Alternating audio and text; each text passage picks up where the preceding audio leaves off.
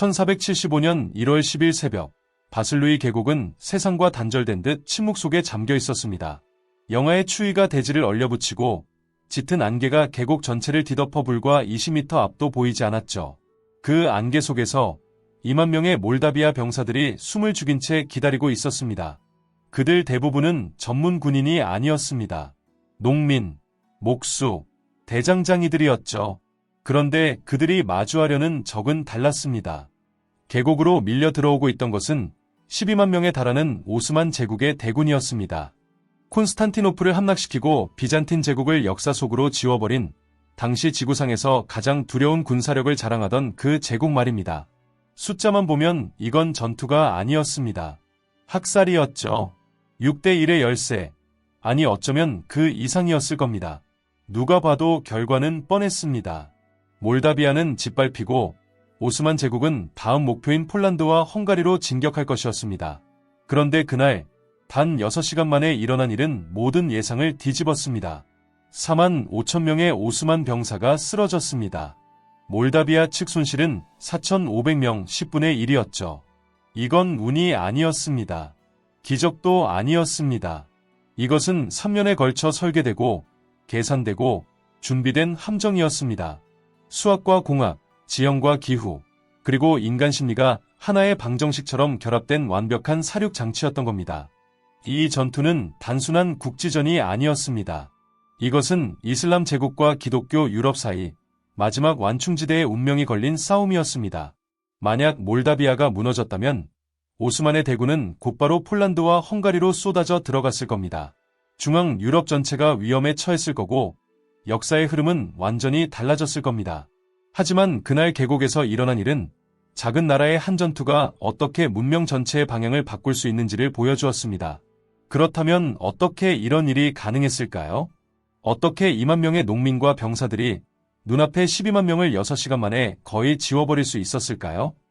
어떻게 한 지방군주가 콘스탄티노플의 정복자를 농락할 수 있었을까요? 답은 한 남자에게 있습니다. 그의 이름은 슈테판 3세, 후대 사람들이 위대한 슈테판이라 부르게 될 몰다비아의 군주였습니다.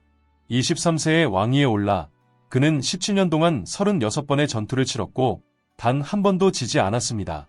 키는 작았지만 외교관들은 그를 작은 거인이라 불렀습니다. 정치적 통찰력과 군사적 천재성을 동시에 갖춘 인물이었죠. 그가 맞서야 했던 상대는 메흐메트 2세였습니다.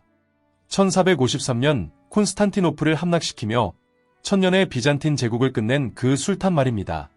그는 최신 화포와 엘리트 보병 예니체리, 그리고 중기병 시파이를 갖춘 지구상 최강의 군사 기계를 손에 쥐고 있었습니다. 유럽은 그의 이름만 들어도 떨었습니다. 그런데 바슬루이 계곡에서 그 무적의 제국은 보이지 않는 적에게 산산조각이 났습니다. 이야기는 단지 전투에 관한 것이 아닙니다. 이것은 준비와 인내, 그리고 절망적인 상황에서도 희망을 설계해낸 한 남자에 관한 이야기입니다. 이 모든 것을 이해하려면 우리는 3년 전으로 거슬러 올라가야 합니다. 슈테판이 처음으로 오스만 제국에 맞서기로 결심했던 그 순간으로 말이죠. 그리고 겨울 침공과 안개 낀 계곡의 함정, 강이 갈라지는 듯한 라코바강의 참사, 그리고 우리는 승리했다는 세 단어가 유럽 전역에 어떤 파문을 남겼는지까지 함께 따라가 보겠습니다. 1453년 콘스탄티노플이 함락된 이후 유럽은 서서히 밀려나고 있었습니다. 발칸반도 대부분이 이미 오스만의 손에 들어갔고 헝가리는 위축되었으며 폴란드는 불안에 떨었고 베네치아는 해상 무역로를 지키기 위해 안간힘을 쓰고 있었습니다. 교황은 연이어 십자군을 외쳤지만 실제로 군대를 보낸 나라는 거의 없었습니다. 각국은 자신들의 내정 문제와 재정난에 허덕이고 있었고 오스만과 직접 맞서기보다는 조공을 바치고 평화를 사는 쪽을 선택했죠. 흑해는 사실상 오스만의 내해가 되어가고 있었고 기독교 세계는 천천히 하지만 확실하게 동쪽에서 밀려나는 느낌을 받고 있었습니다. 그 사이에 끼어있던 것이 바로 몰다비아였습니다. 이 작은 변경국은 지정학적으로 최악의 위치에 있었습니다. 북쪽에는 폴란드-리투아니아 연합, 서쪽에는 헝가리, 남쪽에는 오스만 제국과 그 봉신국들이 둘러싸고 있었죠. 완충지대였던 겁니다. 누구의 편도 아니고 누구에게도 완전히 신뢰받지 못하는 중간지대였습니다. 하지만 몰다비아에게는 한 가지 이점이 있었습니다. 지형이었죠. 산과 깊은 숲, 굽이치는 강, 그리고 안개가 자주 끼는 계곡이 많은 땅이었습니다. 평지에서 대군을 펼쳐 싸우기에는 최악의 조건이었지만 방어하는 쪽에게는 천혜의 요새였던 겁니다. 당시 동유럽의 기독교 군주들은 오스만 제국과 조공 시스템으로 연결되어 있었습니다. 매년 일정량의 금을 바치면 오스만은 그 나라를 직접 침공하지 않고 일정한 자치를 보장해주는 거래였죠. 몰다비아도 마찬가지였습니다. 매년 4만 플로린이라는 막대한 금액을 술탄에게 보내며 평화를 샀습니다. 굴욕적이었지만 생존을 위해서는 어쩔 수 없는 선택이었죠. 하지만 이 시스템은 늘 불안정했습니다. 술탄이 더 많은 것을 요구하면 거부할 힘이 없었습니다. 언제든 침공의 구실이 될 수 있었죠. 1457년 슈테판 3세가 왕좌에 올랐습니다. 그는 삼촌과의 왕위 쟁탈전 끝에 권력을 잡았고 즉위 후 10여 년 동안 끊임없는 전쟁 속에서 나라를 지켜냈습니다. 그는 독실한 기독교 신자였고 전쟁터에서도 하루 2번 미사를 드렸다고 합니다. 하지만 그의 신앙심은 나약함과는 거리가 멀었습니다. 그는 냉철한 현실주의자였고 생존을 위해서라면 어떤 결정도 내릴 수 있는 사람이었습니다. 그리고 어느 순간 그는 더 이상 조공을 바치지 않기로 결심했습니다. 1470년대 초반 슈테판은 오스만 제국에 대한 태도를 급격히 바꿨습니다. 조공을 중단했을 뿐 아니라 오히려 국경을 넘어 오스만 영토를 기습하기 시작했죠. 그는 국경지대의 마을들을 불태우고 기독교 노예들을 풀어주며 오스만군 초소들을 습격했습니다. 이것은 단순한 약탈이 아니었습니다. 메시지였죠. 우리는 더 이상 조공국이 아니다. 우리는 반항하는 요새다 라는 선언이었습니다. 메흐메트 2세의 시각에서 이것은 용납할 수 없는 도전이었습니다. 몰다비아는 이전까지 여러 작은 봉신국 중 하나였지만 이제는 제국의 권위에 정면으로 도전하는 골칫거리가 되어버렸습니다. 술탄은 결정을 내렸습니다. 단순한 징벌이 아니라 완전한 정복이었습니다. 몰다비아를 지도에서 지워버리고 그 땅을 오스만의 직접 통치 영토로 만들겠다는 계획이었죠. 그리고 그 이후에는 폴란드와 헝가리로 진격할 길을 열겠다는 야심이 깔려 있었습니다. 거대한 제국과 작은 변경국의 비대칭 구도가 완성되었습니다. 하지만 슈테판은 이미 알고 있었습니다. 이 싸움이 오리라는 것을, 그리고 정면으로는 절대 이길 수 없다는 것을 말이죠.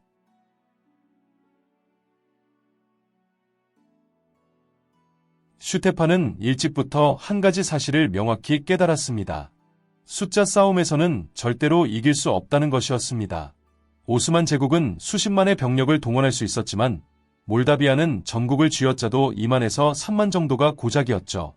정면 대결은 자살 행위였습니다. 그래서 그는 전략을 완전히 바꿨습니다. 숫자가 아니라 지형과 기후, 그리고 심리를 무기로 쓰기로 한 겁니다. 비대칭 전쟁의 교과서를 쓰기 시작한 거였죠.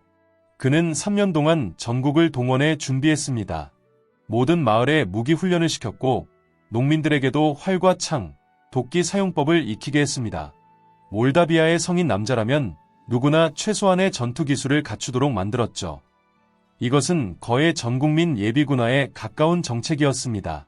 평시에는 농사를 짓고 전시에는 무기를 들 수 있는 시스템을 만든 겁니다. 하지만 이것만으로는 부족했습니다. 슈테판이 진짜로 집중한 것은 지형이었습니다. 그는 전국의 모든 계곡, 산길, 강가를 조사하게 했습니다. 특히 겨울에 안개가 자주 끼고 진흙이 생기며 강이 얼어붙는 구역을 지도에 표시했죠. 그는 단순히 방어할 장소를 찾는 것이 아니라 적을 유인해 가둘 함정을 설계하고 있었던 겁니다. 어디에서 병력을 숨기고 어디에서 적을 막히게 만들지, 어디에서 도망갈 길을 끊을지까지 구체적으로 계획했습니다. 이것은 단순한 군사 작전이 아니었습니다. 공학 프로젝트였죠. 동시에 그는 정보전 인프라를 구축했습니다. 상인, 사제, 심지어 오스만 진영의 기독교 노예들까지 활용해 첩보망을 꾸몄습니다. 그는 오스만 장수들의 성격, 행군 속도, 보급 방식, 그리고 겨울 행군에 대한 태도까지 파악했습니다. 적이 어떻게 움직일지, 어떤 결정을 내릴지 예측할 수 있는 데이터를 모았던 겁니다. 이것은 현대 군사 정보 작전의 원형이라고 할 수 있을 정도로 체계적이었습니다. 무기도 준비했습니다. 폴란드와 헝가리에서 비싼 값을 주고 화약과 소형 화포를 들여왔고 이를 운용할 인력을 별도로 훈련시켰습니다. 당시 기준으로 몰다비아가 보유한 대포는 많지 않았습니다. 하지만 슈테파는 알고 있었습니다. 대포의 진짜 가치는 살상력이 아니라 심리적 효과에 있다는 것을 말이죠. 안개 속에서 보이지 않는 곳으로부터 터지는 포성은 병사들의 마음을 무너뜨리기에 충분했습니다. 슈테판의 전략적 통찰은 한 문장으로 요약될 수 있습니다. 많은 병력도 좁고 지저분한 땅에서는 한 번에 다 펼칠 수 없다. 오스만 제국이 좋아하는 전장은 넓은 평야였습니다. 기병이 질주하고 대군이 일렬로 펼쳐지며 압도적인 숫자로 적을 짓누르는 그런 전투였죠. 슈테파는 그런 전장을 절대 제공하지 않기로 했습니다. 대신 오스만군이 가장 싫어할 만한 곳으로 그들을 끌어들이기로 한 겁니다. 바슬루이 인근의 계곡이 선택되었습니다.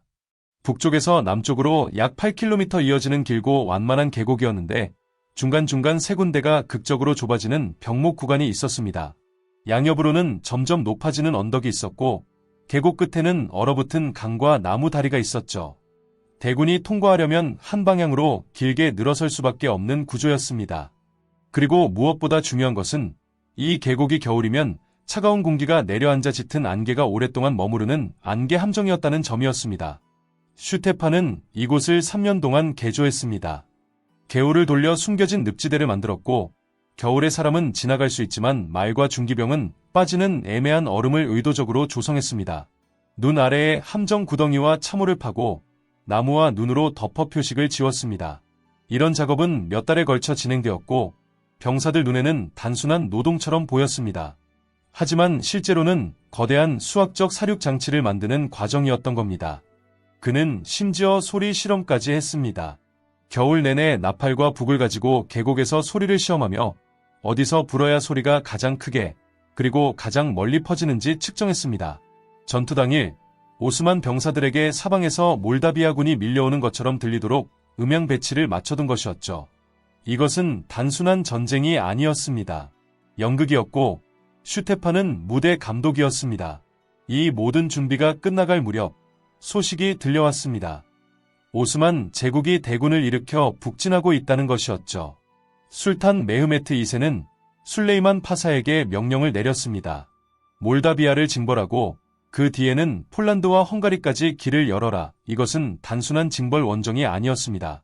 중앙 유럽 전체를 향한 침공의 서막이었죠. 오스만 원정군의 구성은 가히 압도적이었습니다.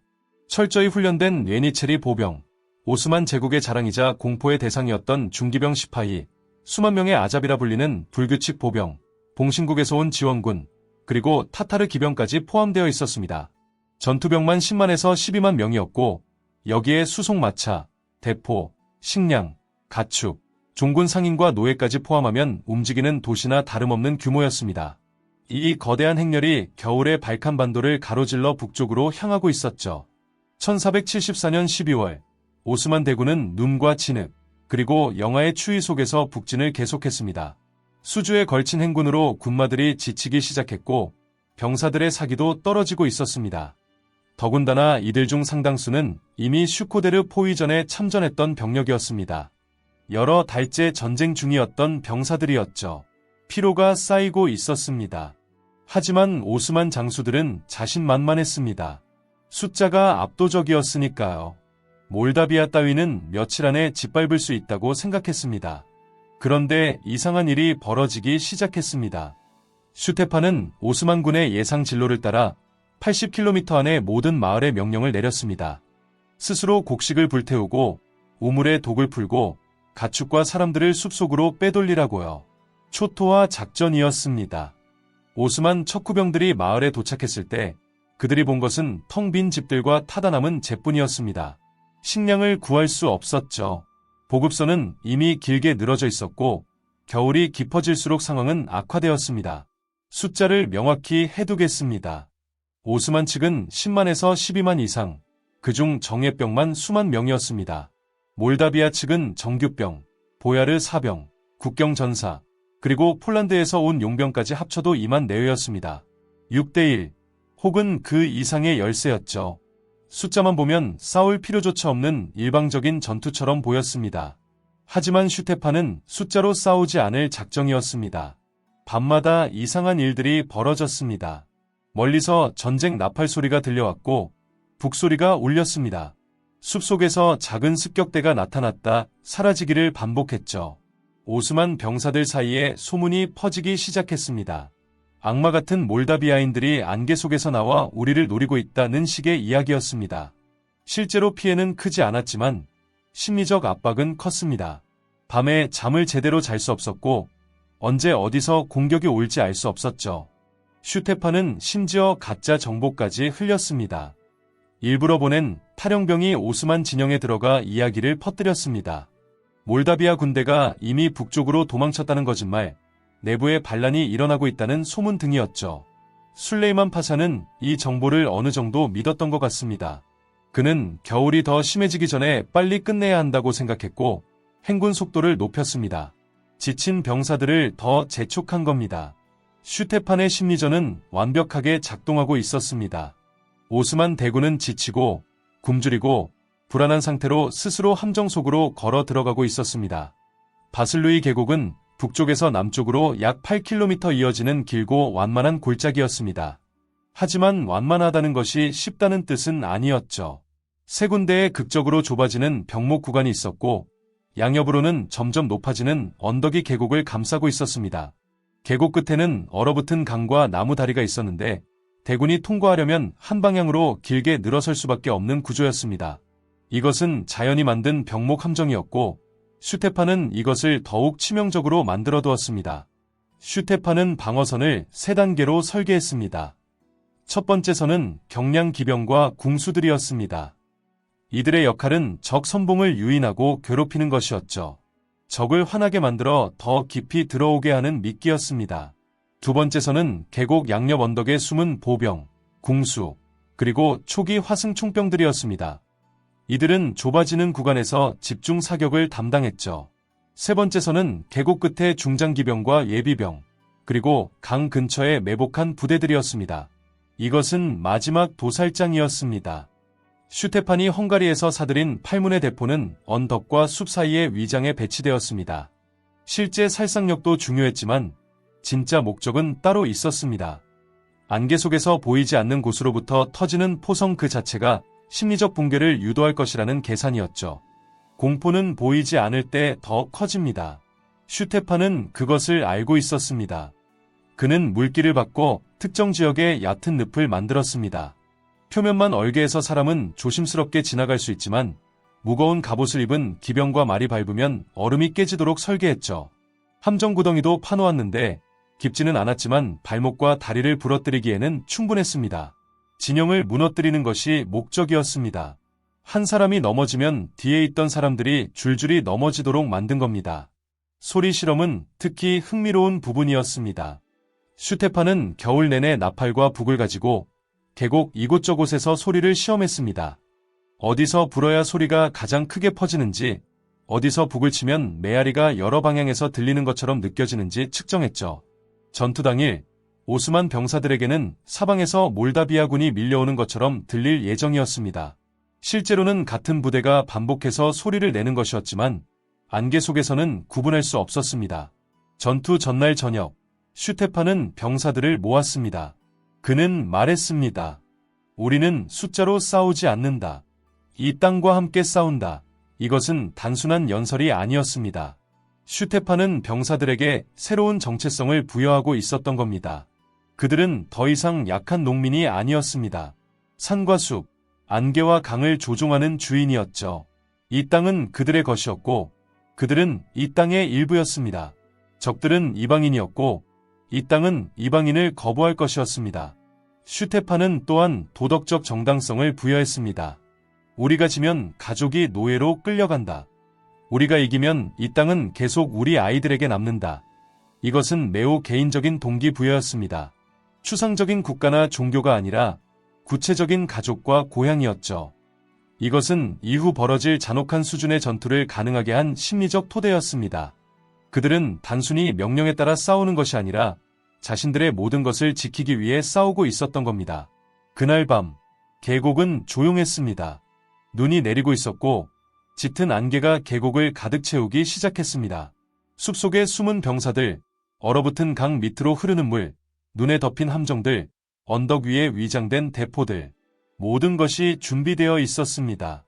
이것은 단순한 전투가 아니었습니다. 3년간 설계되고, 계산되고, 준비된 완벽한 사륙 장치였습니다. 그리고 다음날 새벽, 오스만 대군이 그 장치 안으로 걸어 들어왔습니다. 1475년 1월 10일 새벽, 바슬루이 계곡은 비정상적으로 짙은 안개에 뒤덮여 있었습니다. 시야는 20m도 채 안 되었죠. 12만 명에 달하는 오스만군은 길게 늘어선 채 계곡으로 진입하고 있었습니다. 앞사람조차 희미하게만 보이는 상태였고 장수들조차 지형을 제대로 파악하지 못했습니다. 그들은 믿고 있었습니다. 조금만 더 가면 평야가 나올 것이다. 거기서 우리 기병이 펼쳐지면 이 전쟁은 끝난다 고요. 하지만 그 평야는 존재하지 않았습니다. 그들이 걸어 들어가고 있던 것은 계곡이 아니라 무덤이었습니다. 첫 접촉은 갑작스러웠습니다. 안개를 뚫고 몰다비아 경기병들이 나타났습니다. 화살을 퍼붓고는 다시 안개 속으로 사라졌죠. 예니체리들이 진영을 갖추고 추격하려 했지만 이미 적은 자치를 감춘 뒤였습니다. 그런데 다른 방향에서 다시 화살이 날아왔습니다. 오스만 병사들은 혼란스러웠습니다. 적이 도대체 어디에 있는지 알 수 없었죠. 안개는 모든 것을 삼켜버렸습니다. 술레이만 파샤는 화가 났습니다. 이 귀찮은 경무장 기병부터 처리하라고 명령을 내렸고 2,000명의 시파이 기병이 추격에 나섰습니다. 시파이는 오스만 제국의 자랑이었습니다. 중장비를 갖춘 엘리트 기병대였죠. 그들은 자신만만하게 경기병들을 쫓았습니다. 하지만 곧 악몽이 시작되었습니다. 말발굽이 얼어붙은 얕은 늪을 밟는 순간 얼음이 깨졌습니다. 말과 기병이 한꺼번에 진흙과 얼음물 속으로 빠져들었죠. 무거운 갑옷이 오히려 저주가 되었습니다.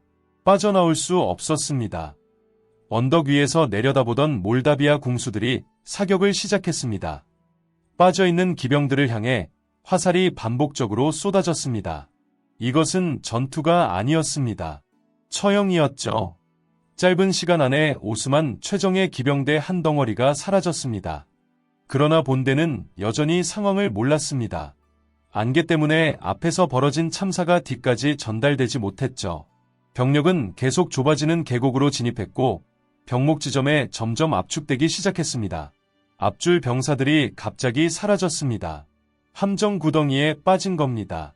뒤에 있던 병사들이 밀려 들어오며 줄줄이 넘어지기 시작했죠. 부상자가 쌓였습니다. 누가 밀었냐는 고함과 비명이 섞이며 진영이 어긋나기 시작했습니다. 그때 포성이 울렸습니다. 정확한 위치가 보이지 않는 안개 속에서 기청을 찢는 듯한 갱음이 갑자기 터졌습니다. 포탄이 병사들 사이로 날아왔고 몇 명이 쓰러졌습니다. 하지만 진짜 피해는 물리적인 것이 아니었습니다. 보이지 않는 공포가 병사들을 덮쳤죠. 대포가 어디서 쏘는 거지? 적이 얼마나 많은 거야? 공포는 소문처럼 퍼졌습니다. 안개는 그 공포를 증폭시켰습니다. 슈테파는 언덕 위에서 이 모든 것을 지켜보고 있었습니다. 그는 알고 있었습니다. 이 모든 것은 아직 진짜 함정이 아니라는 것을요. 이것은 단지 적을 더 깊이 끌어들이기 위한 전주곡에 불과했습니다. 진짜 학살은 아직 시작되지 않았습니다. 정오 무렵 슈테판이 신호를 보냈습니다. 이제 시작이다. 이 세 단어와 함께 함정이 발동되었습니다. 계곡 양쪽에서 동시에 화살비가 쏟아졌습니다. 안개 속에서 갑자기 하늘이 어두워지는 것처럼 느껴졌습니다. 수천 개의 화살이 동시에 날아왔죠. 오스만 병사들은 방패를 들고 막으려 했지만 화살은 사방에서 날아왔습니다. 위에서, 옆에서, 심지어 뒤에서까지요. 계곡 양쪽에는 1만 명에 달하는 궁수와 사수들이 배치되어 있었습니다. 그들은 조직적으로 움직였습니다. 사면속 사격, 그리고 이동, 재배치를 반복했죠. 오스만 병사들이 화살이 날아온 언덕으로 뛰어 올라가면 이미 궁수들은 다른 곳으로 이동한 뒤였습니다. 몰다비아 병사들은 이 지형을 3년 동안 훈련했습니다. 그들은 눈을 감고도 움직일 수 있었죠. 하지만 오스만 병사들에게 이곳은 낯선 지옥이었습니다. 예니체리들이 마지막 저항을 시도했습니다. 중심부에 모인 5,000명의 예니체리가 방어 진영을 짰습니다. 사각형 대형이었죠. 그들은 사방에서 들어오는 공격을 버티려 했습니다. 장교들이 외쳤습니다. 우리는 술탄의 군대다. 우리는 도망치지 않는다. 그들은 거의 의식처럼 싸우며 죽어갔습니다. 예니체리의 자존심이 그들을 지탱했지만 동시에 그것이 그들을 죽였습니다. 도망칠 수 있었던 순간에도 그들은 진영을 유지했고 그래서 모두 죽었습니다. 그 순간 세 방향에서 동시에 몰다비아 중장기병이 돌격했습니다. 좌측에서는 산악전투에 익숙한 보야르 기병 2,000명이, 우측에서는 전장을 떠돌며 싸워온 폴란드 용병 기병 1,000명이, 그리고 정면에서는 슈테판이 직접 이끄는 친위대 3,000명이 계곡 끝에서 정면 돌격을 감행했습니다. 좁아진 계곡 바닥은 이미 진흙과 피, 시체로 가득 차 있었습니다. 움직이기 어려운 공간이 되어버렸죠. 넘어지면 다시 일어날 수 없었습니다. 뒤에서 밀려오는 병사와 말에게 짓밟혔습니다. 무질서한 지옥도가 펼쳐졌습니다. 인간의 몸이 벽이 되었습니다. 병목 구간마다 시체와 부상자들이 쌓이며 마치 댐처럼 병사들의 이동을 더 가로막았습니다. 살아남은 자들이 탈출하기 위해 죽은 자의 위를 밟고 올랐고 그 과정에서 더 높은 시체 더미를 만들었습니다. 이것은 전투가 아니었습니다. 재앙이었습니다. 마지막 탈출구가 있었습니다. 라코바 강이었죠. 위에서 보기에는 얼어붙어 있어 안전해 보였습니다. 수천 명의 오스만 병사들이 그쪽으로 달려갔습니다. 살기 위해서였습니다. 하지만 슈테판은 이것도 예상하고 있었습니다. 그의 공병들은 상류에 댐을 세웠다가 조금씩 물을 흘려보내 얼음 아래를 약하게 만들어 두었습니다. 얼음은 보기에만 단단했죠. 도망치는 수천 명의 병사와 말이 한꺼번에 얼음 위로 올라가는 순간 거대한 천둥 소리가 들렸습니다. 얼음이 갈라지고 있었습니다. 그리고 무너졌습니다. 무장한 병사들이 한꺼번에 얼음물 속으로 떨어졌습니다. 갑옷과 무기가 쇠사슬이 되었습니다. 수영을 할 수 없었죠. 얼음 아래에서 손으로 얼음을 긁으며 사라지는 이들의 모습은 전투를 지켜본 사람들의 기록에 남아 있습니다. 강가 언덕 위에서는 몰다비아 궁수들이 이를 지켜보며 화살을 쏘고 있었습니다. 간신히 강을 건넌 일부 오스만 병사들은 벌벌 떨며 숨을 고르려 했지만 이미 대기하고 있던 예비군에게 다시 공격당했습니다. 탈출구는 없었습니다. 계곡은 완벽한 함정이었고 모든 출구는 막혀 있었습니다. 전투는 어느 순간부터 도살로 바뀌었습니다. 자연, 기후, 지형이 한꺼번에 합쳐져 수학적인 학살을 만들어냈습니다. 이것은 우연이 아니었습니다. 슈테판이 3년 동안 설계한 방정식이 완벽하게 작동하고 있었던 겁니다. 안개가 거친 것은 오후 3시경이었습니다. 바슬루이 계곡에 드러난 전장의 전경은 지옥 그 자체였습니다. 8km에 걸쳐 시체가 깔려 땅이 보이지 않을 정도였습니다. 강에는 떠다니는 시신이 얼음 사이사이를 메우고 있었죠. 공식 추산으로 4만에서 4만 5천 명에 달하는 오스만 전사자가 발생했습니다. 이에 비해 몰다비아 측 피해는 약 4,500명 안팎이었습니다. 상대군의 4분의 3을 제거하고 자군은 4분의 1만 잃은 역사적으로 보기 드문 일방적 승리였습니다. 슈테판의 전후 행동은 더욱 놀라웠습니다. 전투가 끝난 후 그는 기독교와 이슬람을 가리지 않고 시신 사이를 걸으며 눈물을 흘리고 기도했다고 합니다. 그는 명령했습니다. 오스만 병사들의 시신도 가능한 한 정중하게 묻어라. 그들은 정복자로 왔지만 이제는 그저 인간일 뿐이다. 이것은 단순한 승자의 관용이 아니었습니다. 슈테판은 자신이 얼마나 끔찍한 일을 했는지 알고 있었고 그것에 대한 도덕적 책임을 느끼고 있었던 겁니다. 그리고 그는 가장 중요한 정치적 선택을 했습니다. 추가 침공을 하지 않기로 한 것이었죠. 보야르들은 흥분해서 외쳤습니다. 지금 바로 도나우 강까지 밀고 내려가야 합니다. 오스만은 혼란에 빠져 있습니다. 하지만 슈테판은 거절했습니다. 그는 말했습니다. 우리는 침략자가 아니라 우리의 집을 지키는 자다. 그는 자신들의 전쟁이 정복이 아니라 방어임을 분명히 했습니다. 이것은 전략적 판단이기도 했지만 동시에 도덕적 입장이기도 했습니다. 슈테판은 유럽 각국에 보고를 보냈습니다. 화려한 미사여구도 자랑도 없었습니다. 단 3단어였습니다. 우리는 승리했다. 이 짧은 문장이 각 궁정에 도착하며 유럽 전체를 충격과 환희에 빠뜨렸습니다. 교황 식스투스 4세는 슈테판에게 그리스도의 용사라는 칭호를 부여했고 베네치아와 폴란드 등에서 축제가 열렸습니다. 오스만 제국이 무적이 아니라는 것이 증명되었습니다. 유럽에 희망이 생긴 겁니다. 하지만 아이러니가 있었습니다. 슈테판이 기대했던 실질적 군사 지원은 거의 오지 않았습니다. 유럽 각국은 그를 찬양했지만 각자의 내정 문제와 재정난 때문에 실제 군대를 보내는 데에는 소극적이었습니다. 슈테판은 홀로 싸워야 했고 홀로 이겨야 했습니다. 그는 그렇게 했습니다. 오스만 측의 충격은 컸습니다. 메흐메트 2세는 며칠 동안 누구도 만나지 않았다고 합니다. 그는 1476년 더 큰 군대를 이끌고 다시 몰다비아를 침공했습니다. 설령 전술적으로 승리하더라도 그는 점령을 유지하지 못하고 물러날 수밖에 없었습니다. 몰다비아는 정복할 수 없는 땅이 되어버렸죠. 장기적인 영향은 더욱 중요했습니다. 바슬루이의 승리는 오스만의 중앙 유럽 진출을 최소 몇 년은 지연시켰습니다. 그 사이 폴란드와 헝가리, 신성로 마제국이 방어태세를 정비할 시간을 벌었습니다. 더 중요한 것은 심리적 영향이었습니다. 제국은 무적이 아니다 라는 인식이 유럽 전역에 퍼졌고 이것은 이후 수세기에 걸친 저항의 심리적 토대가 되었습니다. 바슬루이 전투는 단순한 종교 전쟁이 아니었습니다. 이것은 지형과 기후, 정보와 심리, 그리고 도덕적 결단이 하나의 방정식처럼 결합되면 숫자의 열쇠도 뒤집을 수 있다는 증거였습니다. 오늘날 우리가 핀란드의 겨울전쟁을 이야기할 때, 베트남 전쟁의 게릴라전을 이야기할 때, 산악지역에서 작은 나라가 큰 제국을 상대로 싸울 때마다 우리는 바슬루이를 떠올릴 수 있습니다. 이것은 준비된 약자의 승리의 원형입니다. 슈테판은 증명했습니다. 숫자보다 중요한 것은 준비와 이해, 그리고 지키고자 하는 것의 가치라는 것을 말이죠. 그는 6시간 만에 제국을 무너뜨렸습니다. 하지만 진짜 승리는 그 6시간이 아니라 그 이전 3년의 준비에 있었습니다. 그리고 전투 이후 보여준 자제와 인간성에 있었습니다. 이것이 바로 바슬루이가 단순한 전투가 아니라 역사의 교훈으로 남은 이유입니다. 이 영상이 마음에 드셨다면 좋아요 버튼을 눌러주시고 구독을 통해 더 많은 역사 이야기를 만나보세요. 채널 멤버십에 가입하시면 신작을 가장 먼저 만나볼 수 있고 채널을 후원하며 더 깊이 있는 콘텐츠 제작을 도와주실 수 있습니다. 오늘 이야기에 대한 여러분의 생각을 댓글로 남겨주세요. 다음 영상에서 뵙겠습니다.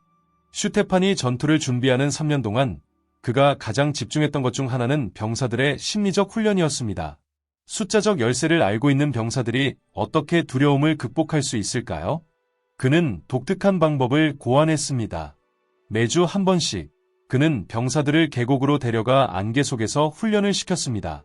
시야가 거의 없는 상태에서 소리만으로 서로를 찾고 신호만으로 움직이는 법을 익혔죠. 처음에는 혼란스러웠지만 몇 달이 지나자 병사들은 안개를 두려워하지 않게 되었습니다. 오히려 안개가 그들의 친구가 되었죠.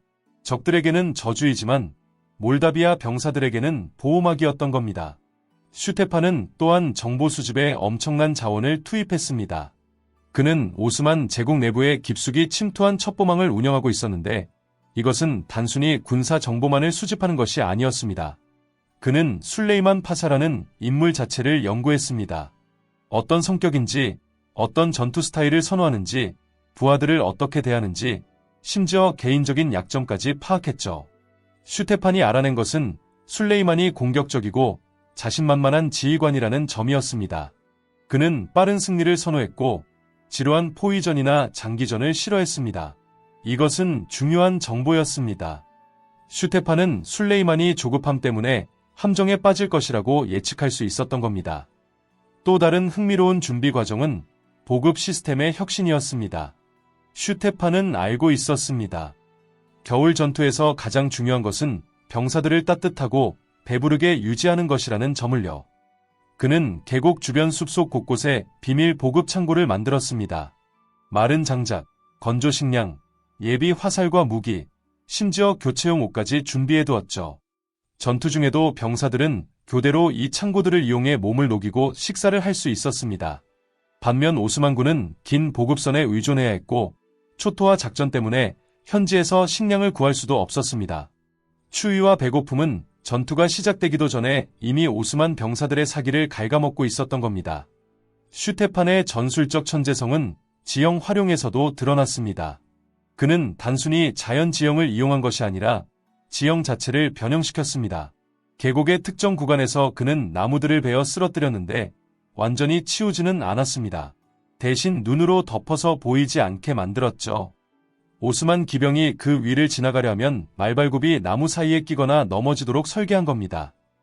또한 계곡의 좁은 구간에서는 의도적으로 바위들을 쌓아 올려 병목을 더욱 좁게 만들었습니다.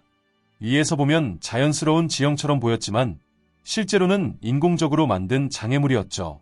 모든 것이 계산되어 있었습니다. 전투 당일 아침, 슈테판은 마지막 점검을 했습니다. 그는 각 부대의 지휘관들을 직접 만나 지시를 내렸습니다. 흥미로운 점은 그가 매우 구체적인 숫자와 타이밍을 제시했다는 것입니다. 첫 번째 화살 공격은 적 선봉이 두 번째 병목 지점을 통과한 후 정확히 3분 뒤에 시작한다. 그 이전도 이후도 안 된다. 대포는 적의 중앙부대가 완전히 계곡 안으로 들어올 때까지 절대 쏘지 않는다. 인내심을 가져라, 이런 식의 정밀한 지시였습니다.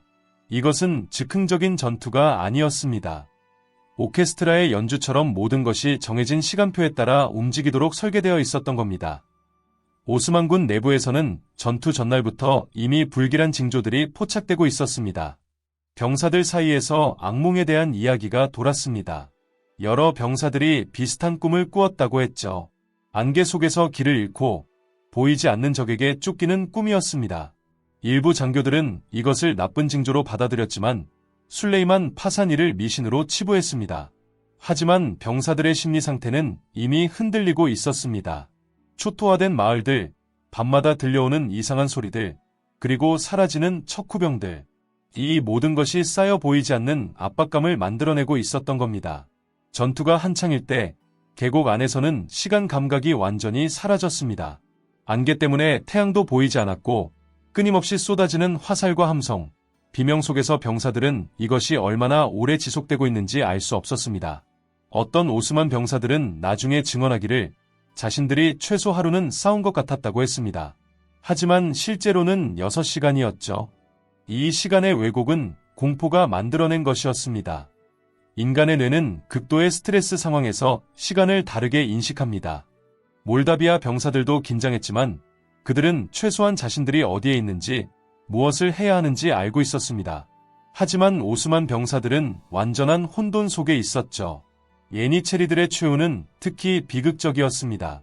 그들은 오스만 제국에서 가장 훈련된 엘리트 부대였고 절대 도망치지 않는다는 명예를 가지고 있었습니다. 그들의 훈련은 어린 시절부터 시작되었고 술탄에 대한 충성이 종교적 신념처럼 각인되어 있었죠.